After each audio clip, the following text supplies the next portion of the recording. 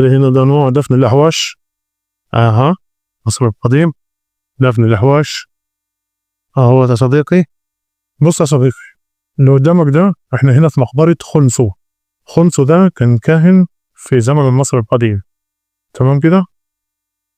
وده مائدة، احنا هنا في الغرفة الأخيرة اللي فيها مائدة القرابين، وتقريبا ده اللي اسمه البهو، تمام، اللي اسمه البهو.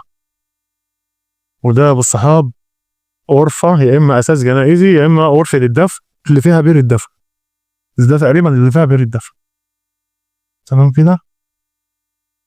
بعد كده ده البهو اهو، تمام، وده مائدة القرابين. بعد كده يا صديقي في بره غرفة أخرى، تمام. الغرفة دي كانت عبارة عن نقش برضه، بس هي واقعة طبعا، النقوشات كلها واقعة، ودي يبدأ يعمل لها ترميم.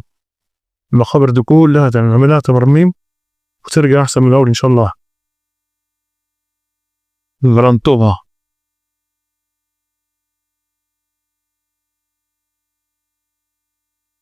ده خنسو يا صديقي، كان كاهن هذا المصري القديم. طبعا ده في نوع دفن اسمه دفن المصاطب، الدفن الأحواش هذا المصري القديم. وده صالة استعراض أو صالة تمهيد، غرفة تمهيد قصدي، أو غرفة توزيع.